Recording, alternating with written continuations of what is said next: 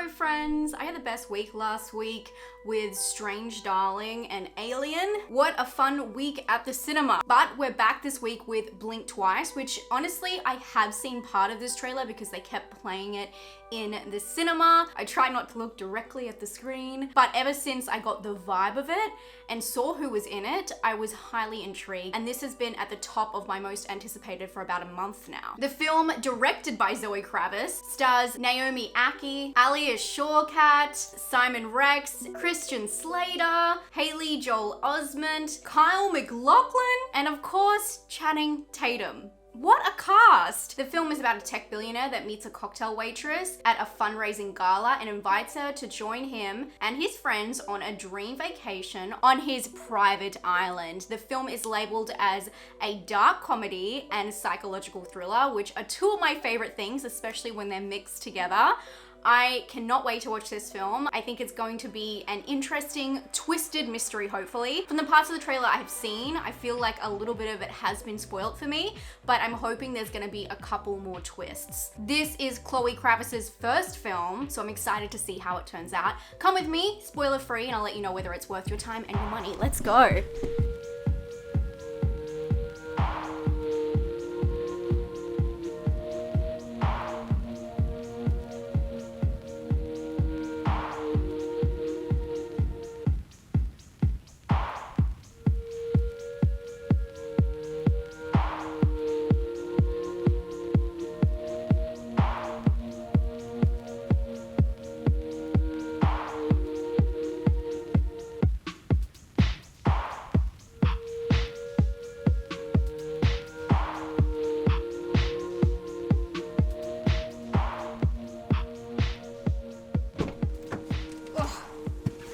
It is windy.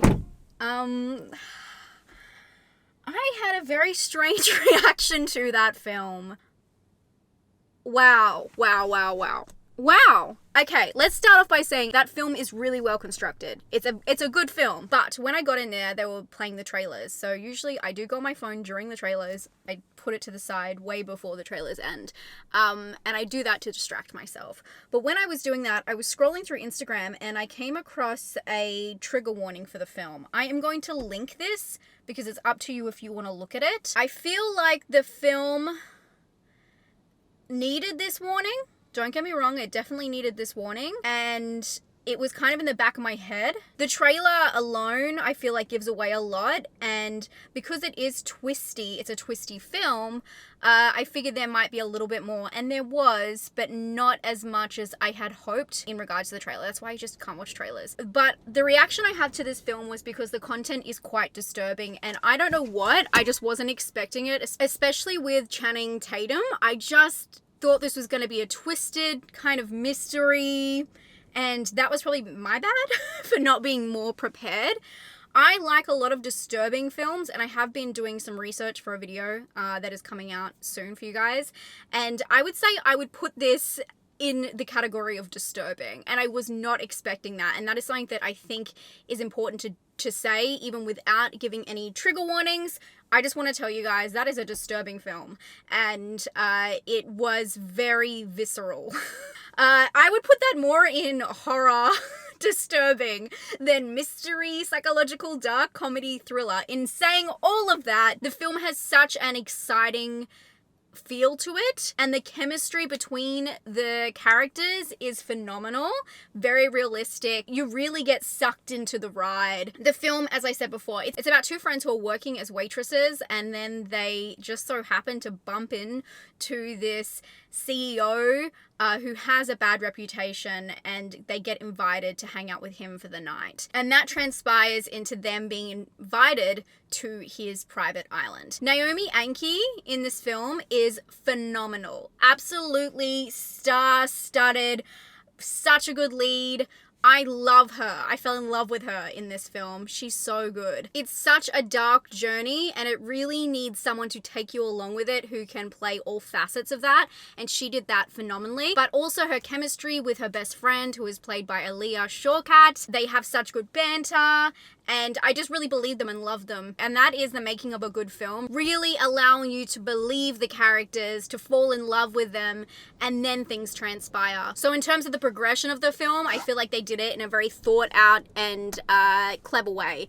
It is a journey film though, and honestly, I was cackling at the start. There's a lot of dark comedy, there is. I definitely would not say it's not a comedic film. It's definitely pointed in the direction it's going, and it's also making fun of different stereotypes along the way and really saying something about those different stereotypes. In terms of the cinematography, we can definitely talk about that. It was a beautiful kind of almost not surrealist, but it really messes with your perspective. They have a lot of shallow depth of field, but also I feel like there's a strange kind of smeared or blurred vignette around a lot of the film, and it makes you I felt like I was watching it too close almost. Like the shots were very close, but I do think that that is intentional. It just kind of is messing with your perspective the whole time, and because it's a mystery, it really goes hand in hand in that. And then the soundscape is very jarring. Obviously a lot of music is used in this, especially because they're like kind of like young, partying, all into all of that kind of stuff. But then there's also these epic moments that really strike fear in my soul, I would say. It was simplicity, it was classic, but it is pointed. This film really threw me for a loop. I was not expecting it to be that disturbing. I do think that the ending, I don't know if I was so shocked that the ending like really threw me. I will be very interested to listen to a lot of what the director has to say about this film and the intentions behind it. I was expected to be a little bit more twisted, but I do think that that plays into the point of it, and I'll leave that up to you to think about. It took me a little bit to kind of figure that out. This is not an easy run-of-the-mill film that you just can go out and see with a bunch of your friends. Definitely not a first date film, but it is a film that will keep you guessing, that has a lot of twisted mystery and has an amazing cast. The cast is phenomenal in this film and just so well acted, so well casted, and so well directed. I thought that this film was going to be more edgy, kind of like Triangle of Sadness, but it really turns into something else, and that's not a bad thing. It just wasn't as fun as, I don't know, as I thought it would be, and I love disturbing film. Anyway, this film was quite challenging to watch, but it is a solid mystery thriller. I'm going between 7 and an 8. For originality, I'm going to give it a 6. I think that's quite fair. We have seen things like this done before. And for scare, I think that this film does have some gore in it. It is very disturbing content, so I would probably change this to a disturbing factor and probably give it a 6 out of 10 for the disturbing. And I would advise you, if you are into films that challenge you and you do like a twisted mystery psychological thriller, this one is definitely up your alley, and it's such a good one to see on the big screen, as all of them. This is worth your time and worth your money. I hope you guys are having a great day, and I'll talk to you very soon. I'm gonna go see The Crow, so if you'd like to come with me, stay tuned for that. And don't forget, I did review Alien and Strange Darling last week. I'll talk to you guys very, very soon. Bye, friends.